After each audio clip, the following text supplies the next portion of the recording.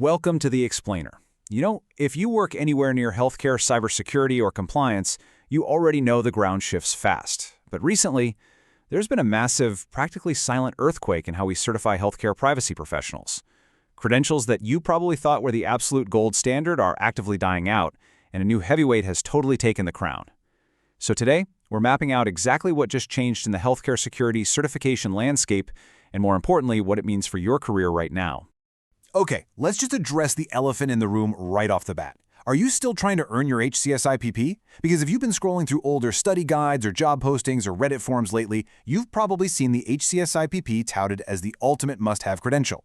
Well, I need you to stop right there and pivot your strategy immediately. If you're prepping for this exam today, you are literally studying for a ghost. Section 1. The Sunset of HCISP. Let's break down exactly what happened. Here's the timeline you really need to commit to memory. Prior to 2023, the HCISSP was highly active, right? But then, ISCC made a sudden move. On December 1st, 2023, the very last HCISSP exam was administered, meaning no new candidates have been accepted for over 2 years. No way, right? But the real kicker is what happens next. On December 1st, 2026, the credential becomes fully inactive. It formally loses its active certified status entirely. So yeah, it's essentially dead in the water. So why did this happen? Well, ISC2 hasn't published some massive manifesto on this, but it perfectly fits their recent consolidation trend. You see, lower volume, narrower scope credentials are just being folded into broader, more actively maintained alternatives.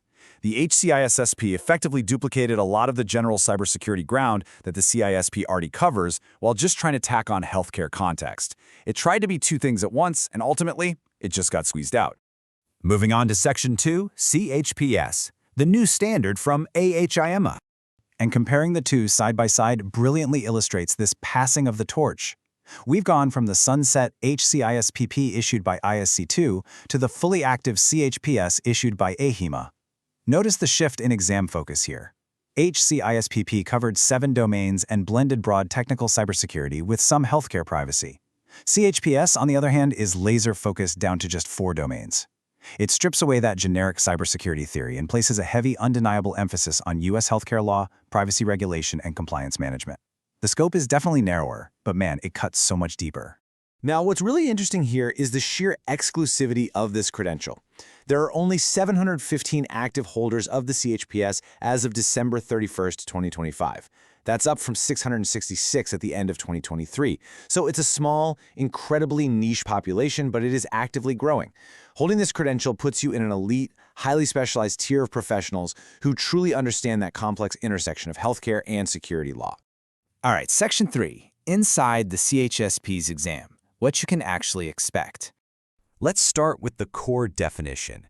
CHPS validates the ability to protect patient information and maintain regulatory compliance across a healthcare organization's entire privacy and security program. This is exactly what it proves to your future employers. You aren't just some tech wizard who knows how to configure a firewall. You are the guardian of regulatory compliance. You're the one who knows how to keep the hospital out of the headlines and away from crippling fines. So here are the 4 specific domains you'll be tested on: risk assessment methodology, security policy development and enforcement, HIPAA and regulatory compliance, and finally, breach response and incident handling. And seriously, do not let that short list fool you. This exam is a grueling 3.5 hours long. You need a scaled score of 300 just to pass. It is an absolute marathon of regulatory knowledge. The absolute crucial point is this. Do not underestimate the legal mechanics. Candidates consistently cite things like the specific HIPAA security rule risk analysis requirements under Section 164.308 and OCR enforcement patterns as the material demanding the deepest study time. If you're a general cybersecurity professional coming in to take this test, consider this your warning. Actually, scratch that. Your generic security theory won't just not save you here, it's pretty much useless on these questions. You absolutely have to know the specific regulatory mechanics of U.S. healthcare privacy law inside and out. Section 4. Eligibility and preparation costs. Prepare to qualify. Listen, pay very close attention to the stark difference in qualifying experience here. AHIMA has incredibly strict eligibility requirements. They require specific experience directly in healthcare privacy or security work. General IT security experience at a non-healthcare organization? Denied. General healthcare experience without a privacy or security component? denied. AHIMA outright rejects applications built on adjacent but non-qualifying experience. Honestly, this disqualifies more candidates at the application stage than the exam itself does. But if you do qualify, here is what it's going to cost you. The baseline exam fee is roughly $259 for AHIMA members. But let's be real about the total cost. When you factor in the official exam prep book, the practice question banks, and potential prep programs, most serious candidates are spending somewhere between $300 and $900 from start to finish. And that investment translates into an incredible return for your study strategy. When we break down the pass rates, if you prepare independently, you've got about a 48% chance of passing. Basically a coin toss. But if you join AHIMA's cohort-based prep program, your chance of passing skyrockets to 81%. That is a staggering difference.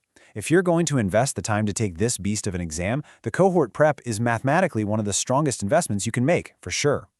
Section 5. Your next career move. Let's talk about who really needs the CHPS.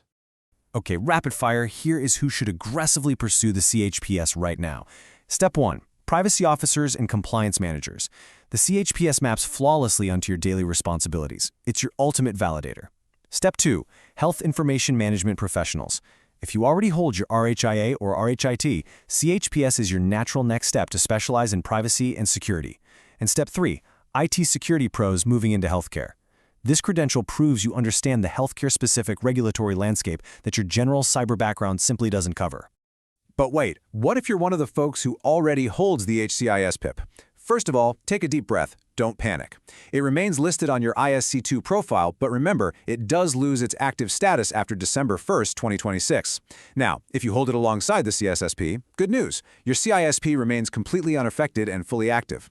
However, since ISC2 has announced zero plans for a direct successor, you really need to start planning your pivot to HCIPS today if you want to maintain an active healthcare privacy credential. So, what does this all mean for you?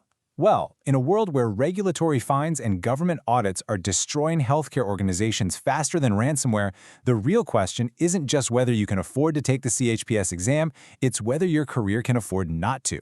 Which side of the audit do you want to be on? If you found this explainer helpful, drop your thoughts in the comments below and subscribe to Cert Mage for more clear, hype-free certification guidance. Stay secure and stay compliant.